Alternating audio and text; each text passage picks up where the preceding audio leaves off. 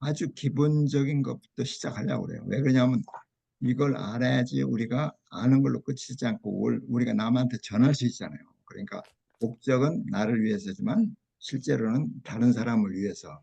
근데 왜 다른 사람을 위해서 하냐면 우리를 이렇게 예수 그리스도의 피로 불러주셨잖아요. 구속했잖아요. 근데 그것은 목적이 아니거든요. 그 목적은 우리로 하여금 다른 사람들을 구원에 이르도록 인도하는 것. 그게 목적이거든요. 실제로는. 그래서 나를 부르고 보냈다. 이것은 분리될 수가 없어요. 나를 불러서 보내심을 받은 자.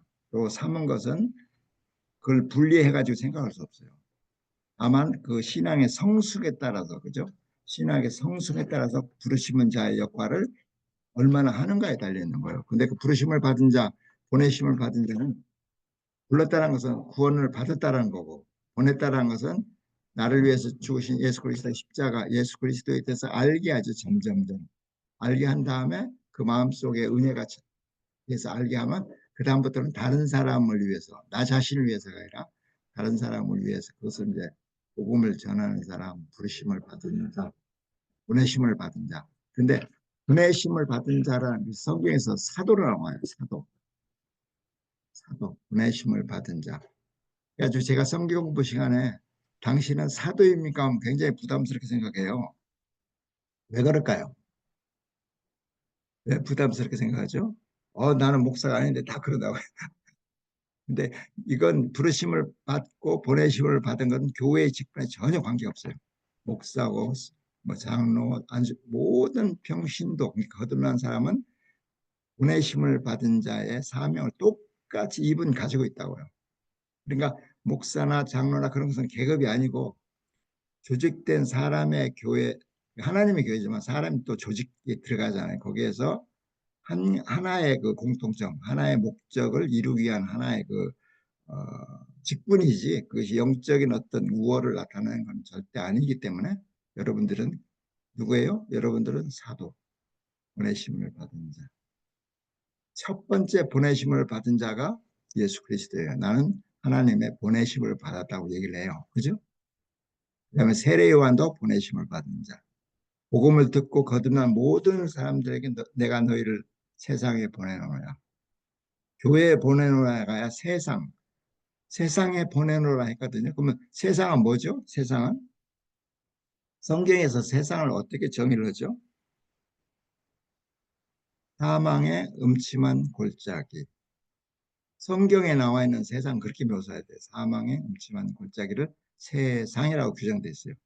근데 불교에서는 뭡니까? 세상이 고해, 고통의 바다. 이게 비슷해요. 사실은 모든 종교들이 세상을 생각하는 것은 뭐 고통과 고난과 모든 것이 있다는 걸 인정을 하죠. 그죠? 근데 세상에 우리를 그런 세상에 그죠? 사망의 음침한 골짜기 같은 이 세상, 악이 만연한 이 세상에 보낸 것은 너로 하여금 예수 그리스도의 복음을 전해서 그곳에 살고 있는 사람들을 뭐요? 영생의 길, 천국의 길, 구원의 길로 인도해내는 거예요. 인도해내는 거예요. 거기서. 그죠? 인도해내는 거. 그러니까 우리는 영적으로는 구별돼 있어요. 세상에 살지만 영적으로는 구별된 삶을 살고 있죠. 그 안에서. 근데 재밌는 것이 옛날 캐톨릭에서는요, 이 세상 음침한 골짜기, 사망의 음침한 골짜기, 고해를 사람이 싫어해요. 좋아하는 사람 하나도 없죠. 그래서 어떻게 했죠? 중세에 뭐가 생겼죠? 아니, 난 이 세상 살기 싫어. 그냥 하나님 말씀이나 묵상하고 그냥 거룩하게 살면 좋겠어 하고 생긴 게 있어요. 뭐예요? 수도원. 그죠? 수도원에 가면 굉장히 죄 안 짓고 살 것 같으죠? 사람 안 만나고 그냥 그냥 먹는 것도 줄이고 욕심 다 버리고 그럴 것 같죠? 우리 생각에. 그죠? 그래서 많은 사람이 지금도 그냥 그런 못 닦는 마음으로 신앙생활 하는 사람이 있어요. 경건을 추구하는 사람. 근데 인간의 본질은 그럴 수 없어요. 산속에 들어가고 수도원에 들어가라는 게 아니라 세상에 나가라. 세상에 나가라. 그 세상에 나가서 살면서 예수 그리스도의 복음을 전하라. 이것이 신약에서 우리한테 명령하신 예배예요. sacrifice, 나를 통해서. 그렇지만 성경에서는 나를 아니라 내가 이미 십자가에서 나를 제사 드렸기 때문에 예수님 우리 대신. 그죠? 그래서 그것을 네가 하는 게 아니라 그 사실을 전하라는 거예요. 우리 자꾸 우리의 어떤 경건함을 통해서 예수 그리스도를 보여주라는 게 그게 아니라 완전하게 이루신 그분을 보여주라는 거지 너를 보여주라는 거 아니거든. 근데 우리 자꾸 우리의 어떤 신앙 경건의 모습을 강조하고 사람들한테 얘기하는 것은 굉장히 뭐랄까 좀 성경적이지는 않아요. 내가 너를 사랑한다는 건 굉장히 중요해요.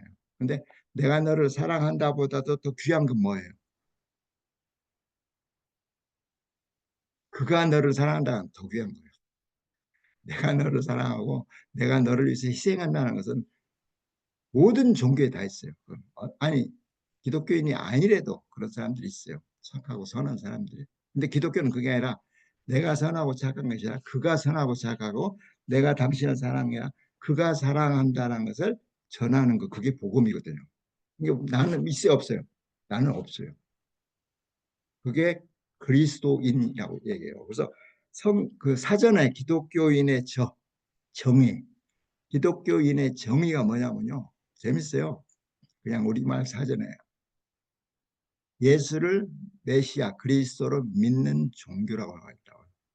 예수를 메시아로 믿는 종교. 그죠? 그러면 예수를 메시아로 믿는 종교 그러면 우리만인 것 같죠? 그렇지 않아요. 자, 예수를 메시아로 믿는 종교는 우리 기독교라는 간판을 걸고 있지만 사실이 아닌 종교들이 있죠. 뭐예요, 그게?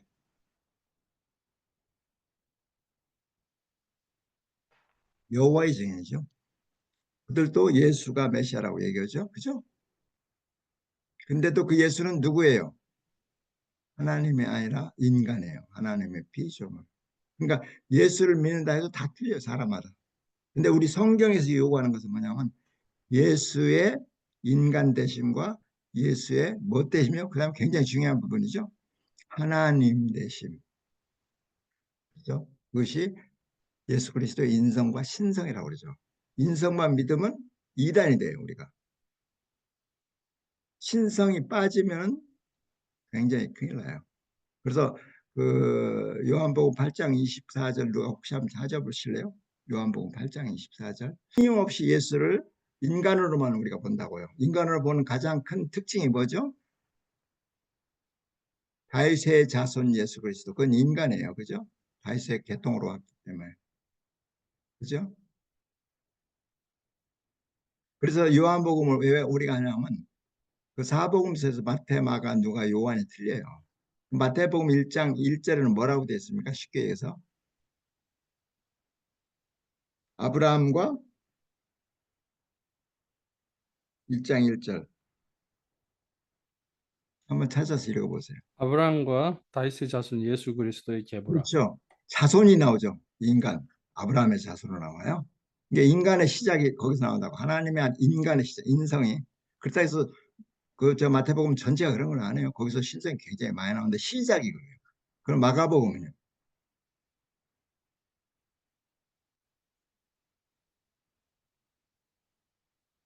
마가복음은 뭐라고 나와요?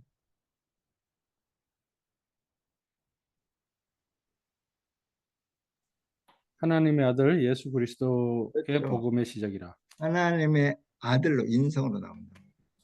그럼 누가복음은요? 누가복음 1장에 나와 있어요. 1장에 마가복음의 누가복음의 시작이 뭐죠?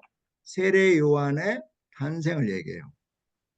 그 다음에 그 세례 요한 얘기하면서 누구를 얘기해요? 그 다음에 마리아와 요셉의 아들로 나와요. 그로 인하여 탄생하리라. 그 때문에 그 공통점이 뭐냐면 인간의 뭐가 나와요? 족보가 나와요. 그죠? 근데 우리가 요한복음 1장 1절에는 뭐가 나와요? 대초에 말씀이 계시니라. 그렇죠. 말씀이 하나님과 함께 하셨으니 이 말씀이 곧 하나님이라 해놓고 14절에 가면 그 말씀 하나님이 육체로 이 땅에 오셨다고 기록되어 있어요. 그러니까 요한복음은 인간의 족보가 안 나와요. 굉장히 중요한 부분이에요. 우리의 신앙 고백이라는 것이 거의 예수 그리스도의 인간 되심에 대한 고백이 굉장히 많아요. 그죠? 그러니까 하나님의 아들, 그냥 아버지, 아들 굉장히 많아요. 심지어는 우리가 교회가 사도신경 있죠? 우리 예배 때 읽는 그 화면에 띄우는 사도신경에서도 예수의 하나님 되심이 안 나와요. 하나님의 아들, 아버지의 우편 그런 식으로 나와요. 그러니까 인성을 굉장히 강조하죠. 인성을 강조하면 십자가의 사건이 나와요. 거기에 왜 그가 우리를 위해서 죽으시고 부활하여 승천했다는 걸 알기 때문에. 근데 그가 정작 그의 신분이 하나님이라는 것에 대해서는 우리가 고백도 안 하고 알지만 설명을 못해요. 그래서 구원 얻는 믿음이 성경에 두 구절 있어요. 두 구절. 하나는 인성에 대한 고백이고 하나는 신성에 대한 고백이라고. 근데 마태복음 16장 10절은 예수 그리스도의 그 십자가의 죽음과 부활 다 포함되어 있어요. 육신으로 이 땅에 오셔서 십자가에 죽으시고 부활. 우리 죄 때문에. 그러면 신성에 대한 고백이 어디 있다고 생각하세요, 여러분들? 신성에 대한 고백이 또 있어요, 성경에. 그래서 성경에서는 두 가지 굉장히 중요한 고백이 있다고. 그 고백이 어떤 고백이냐면 힌트를 주면 알 거예요. 예수님이 부활해서 나타났을 때 도마의 고백이 있어요. 도마의 고백. 그러니까 도마의 고백은 뭐 성경 안 찾아도 알죠, 여러분들. 나의 주, 나의 하나님이시여 그런다고. 누구한테? 예수가. 그죠? 그 장면 알죠? 찾아볼까요, 그러면? 요한복음 20장 28절.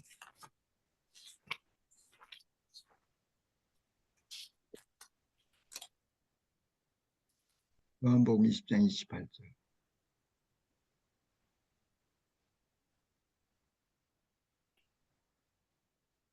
도마가 대답하여 이르되 나의 주님이시여 나의 하나님이시나이다.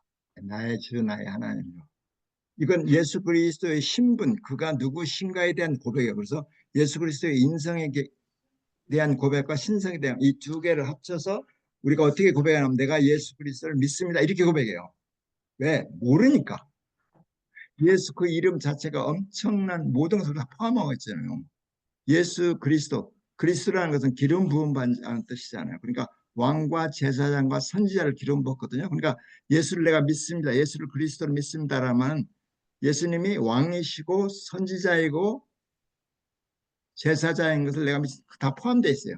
거기에 인성과 신성이 다 포함되어 있어요. 예수라는 그 이름 자체 다 포함되어 있는데 우리가 그것을 자세히 공부를 안 하니까 자세히 공부를 안 하니까 그냥 두리뭉실하게 그냥 믿는단 말이에요. 그렇지만 거기에 대한 설명이 성경에는 다 있죠. 그죠?